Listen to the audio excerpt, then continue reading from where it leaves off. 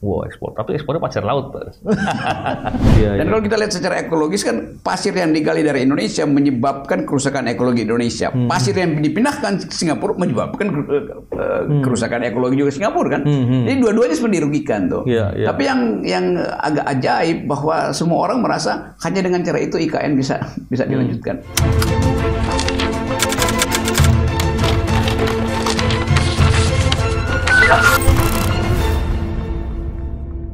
Bismillahirrahmanirrahim. Assalamualaikum warahmatullahi wabarakatuh. Salam integritas anti korupsi. Alhamdulillah hari ini saya dengan Pak Piwi dan Pak Rocky kembali berbincang-bincang untuk menjaga kewarasan. Apa isunya nih? Kali ini kita mau bicara soal ini, Pak Rocky. Belakangan ini ada beberapa berita yang membahas soal dibuka kembali ekspor. Wow, ekspor. Tapi ekspornya pasir laut, Pak.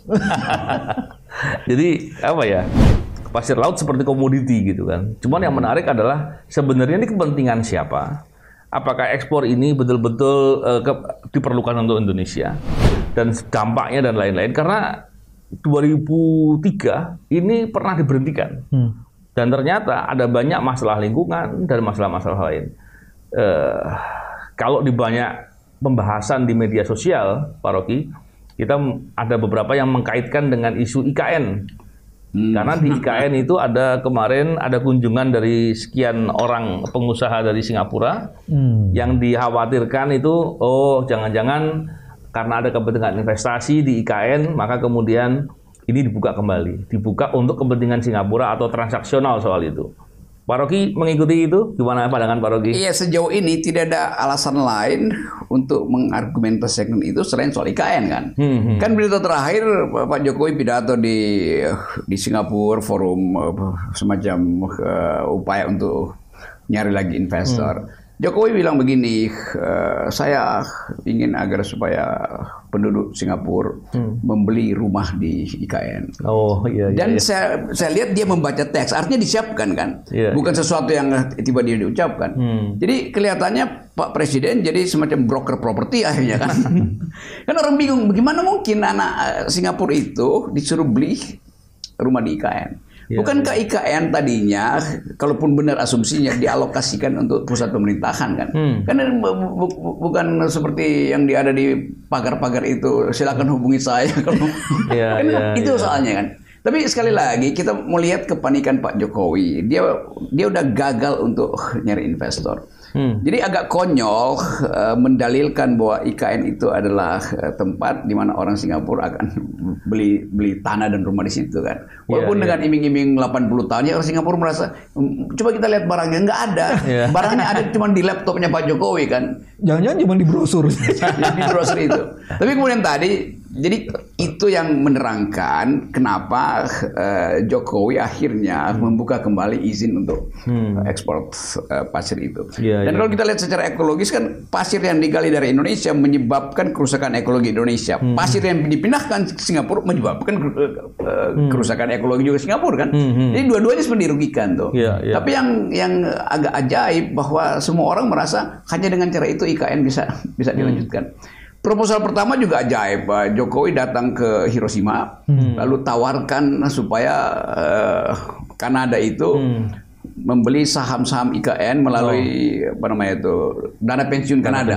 Ini juga agak ajaib, karena kira-kira dong, masa nawarin ke Kanada? Kanada itu adalah ibu kota green economy itu. Mana mungkin Kanada mengiyakan deforestasi di Kalimantan kan? Jadi tim di sekitar Jokowi itu pengetahuannya terbatas atau memang udah kalap sehingga apapun ditawarin gitu kan. Jadi itu sama seperti misalnya saya nawarin kurikulum ateisme di pesantren. Itu kan ajaib kan? Bagaimana mungkin nawarin saham IKN itu ke Kanada yang anti deforestasi itu. Ini ketidakmasuk akalan itu yang kita pertanyakan. Ini penjelasannya cuma satu. Pak Jokowi panik nggak ada investor. Yang saya khawatir tuh bukan hanya itu, Bos. Pak Jokowi dijebak, bos. Saya kira itu memang dijebak itu. Dijebak dengan pengetahuan yang sederhana, sebenarnya dijebak dia masuk dalam satu percakapan diskurs yang sebenarnya tidak difahaminya. Itu yang ini sekali. Terus yang kedua tadi kan IKN tuh artinya kan ibu kota negara. Kok ini jadi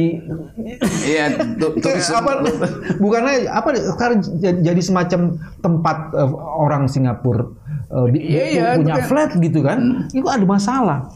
Nah yang saya paling ngeri tuh gini Mas Novel. Ini mungkin Bung Dokter bisa terjemahkan. Kita klaim punya 17.000 pulau. Ini udah pernah dihitung belum? Sekarang nih gara-gara pasir laut dijual 2003, itu pulau udah berapa banyak yang hilang?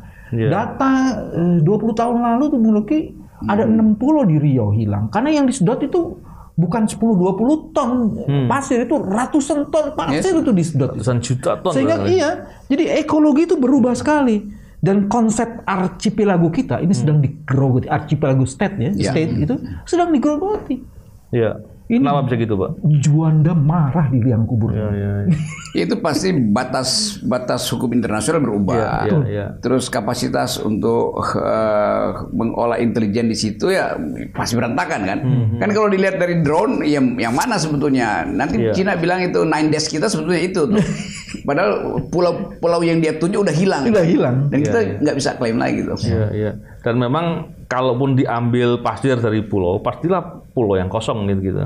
Bukan pulau yang ada penduduknya kan gitu. Yang kosong itu jangan-jangan yang area-area terluar.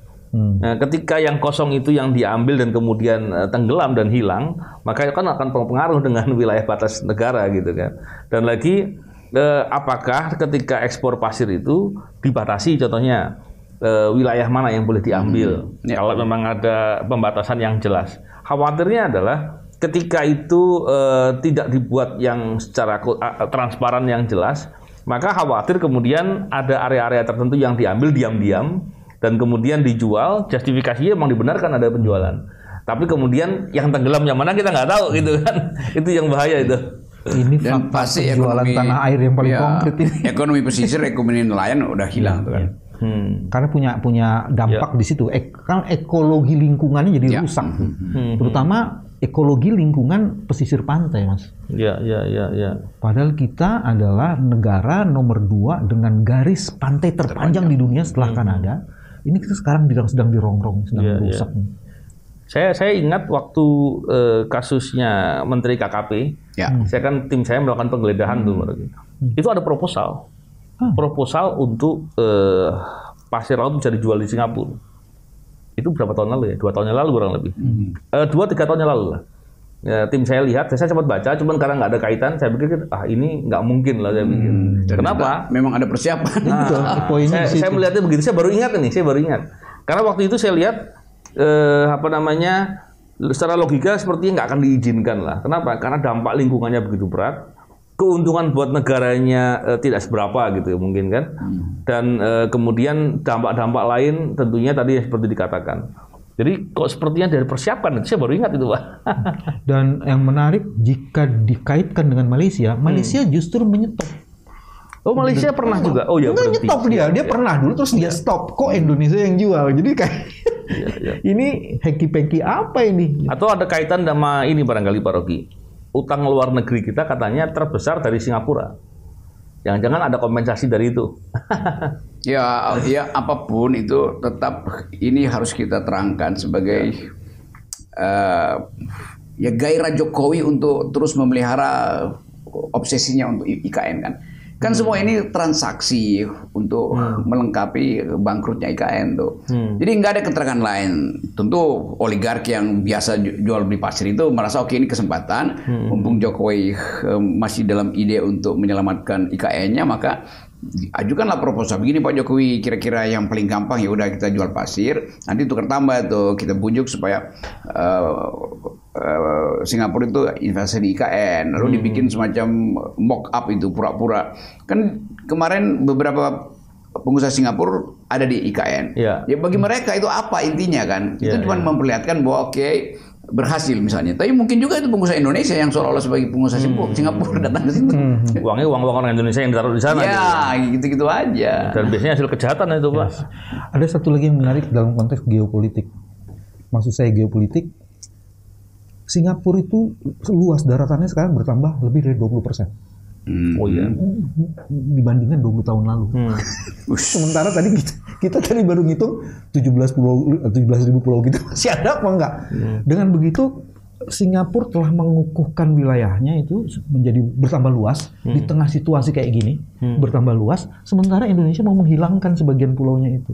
Dalam konteks geopolitik itu kan ada beberapa isu ya Bang Buke ya. Pertama pasti batas wilayah. Ya. Terus kedua, kalau itu mau dinaikin lagi dari strategi defense, itu jadi menarik loh Mas. Iya, iya. Kalau terjadi serbuan dari Singapura, kita bikin simulasi kayak gitu. Kira-kira sistem pertahanan apa yang bisa melindungi ibu kota negara? Ada Mas. Itu kalau serbuannya serbuan fisik ya. Karena kan seluruh angkatan perang kita ada di sini, di Jawa. Kalau itu serbuannya berkaitan dengan teknologi informasi, lebih kacau lagi tuh. IKN diserbu dan seluruh sistem informasinya tiba-tiba mati. Pemerintahan tidak jalan, presiden lagi ada di sana. Kan sampai sekarang wilayah operasi aviasi kan Indonesia kan dikontrol dari Singapura kan. Itu yang jadi soal. Itu ketahanan geopolitik globalnya tuh apa nggak dipikirkan sejauh itu? Ya jadi, kalau itu dipikirkan sejauh itu, IKN nggak jalan.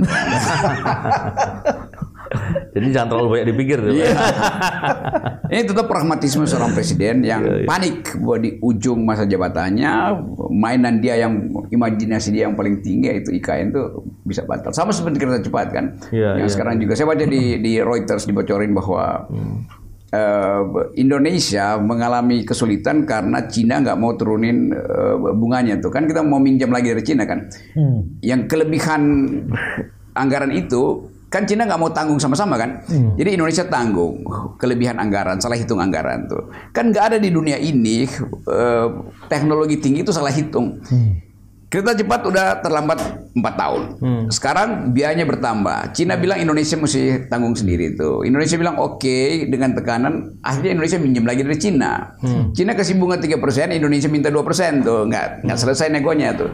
Jadi pasti berantakan juga. Padahal Jokowi udah bilang nanti bulan Agustus depan akan gratis percobaan pertama kereta cepat. Pasti gagal juga kan. Jadi bayangkan IKN gagal, kereta cepat gagal. Kenapa? Karena pikiran Jokowi yang lambat.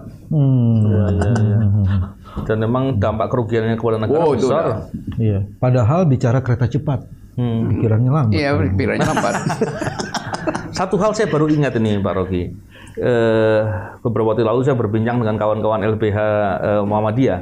Ya. Menceritakan mengenai pembangunan reklamasi di daerah Tangerang itu ya, Kabupaten Tangerang. Banten, itu ada wilayah, ada 6 pulau yang akan dibangun.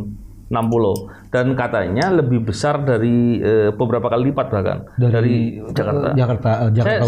Saya kemudian terpikir pasirnya ngambil dari mana? Yang pertama itu. Yang kedua, saya khawatir juga ketika kemudian dibuka keran ekspor ke Singapura, jangan-jangan dibagi dua itu, sebagian untuk ke situ, sebagian ke sana. Jadi akan tertutup. Ketika dibawanya itu untuk ke Singapura gitu. Tapi padahal dipakai juga sebagian ke situ. Karena ketika bicara bikin 6 pulau itu kan besar sekali. Belum lagi dampak lingkungannya dan lain-lain. Karena kenapa buat pulau baru gitu kan. Itu juga menarik juga tuh. Saya baru terpikir jangan-jangan ada kaitan juga dengan itu gitu. Tentunya itu kaitan dengan pembisnis besar, Pak Rocky. Dan pembisnis besar nggak peduli kimia laut itu kan. Kan pasir yang diambil dari pantai utara beda dengan pasir yang diambil dari pantai selatan. Kimianya berbeda tuh kan. Begitu dicampur itu jadi racun sebetulnya. Oh gitu ya? Ya itu soal sebegitu kan. Jadi saya bisa lain. Tapi buat investor nggak peduli. Yang penting jadi dulu pulaunya tuh. Dengan konsekuensi seluruh sistem itu berubah. Secara ekologi dia bukan lagi laut yang sama tuh. Mari kita hitung secara angka berapa keuntungan yang didapat. Yang saya dapat informasinya gini, untuk nyedot pasir untuk 1 meter persegi, ya, itu dibutuhkan cuma sekitar di bawah 10 juta, 6-7 juta. Dalam kasus reklamasi Jakarta Utara itu harganya per meter bisa sampai 35 juta. Jadi berapa keuntungan? Keuntungannya itu di atas 25 juta. Sekarang pertanyaan, mana komoditas yang keuntungannya di atas 25 juta? Satu. Terus yang kedua, ini tahun politik. Kalau itu ada 10 hektar, berarti kan 10 hektar itu 100.000 meter persegi. 100.000 meter persegi kali 25 juta, udah berapa tuh? Kalau itu ada 100 hektar, jangan-jangan saya bisa membiayai dengan uang itu semua calon presiden yang akan bertarung di 2024.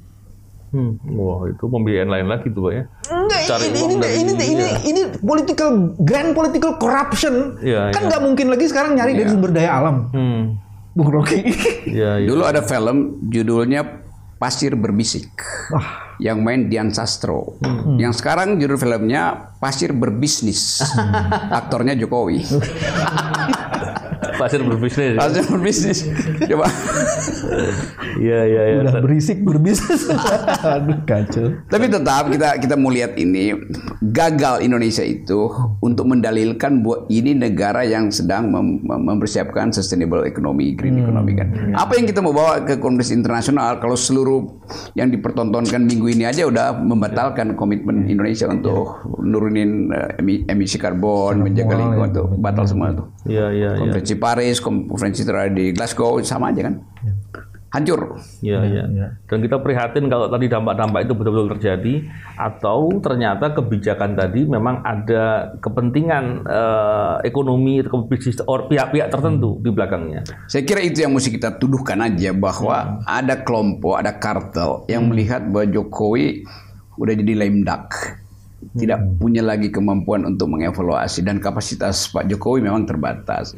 Dalam keadaan itu ya udah dimanipulasi aja. Mumpung Pak Jokowi masih bisa tanda tangan, maka udah kita rampok habis-habisan aja kan. Jahat banget Mas. Yes. Iya. Kan sama soal nikel tuh yang seharusnya diproteksi karena cadangan nikel habis, tapi orang merasa oke mending kita kuras habis-habisan. Mumpung masih Jokowi kan. Jadi tidak berpikir bahwa beban itu akan diambil atau akan dibayar oleh millennials yang oleh Jokowi bilang bonus demografi. Oh iya, tapi itu bonus yang minus akhirnya kan. Karena nggak ada bonusnya kan. Seluruh ekstravindasi tidak bisa dinikmati oleh generasi 2045 nanti yang disebut generasi emas. Iya.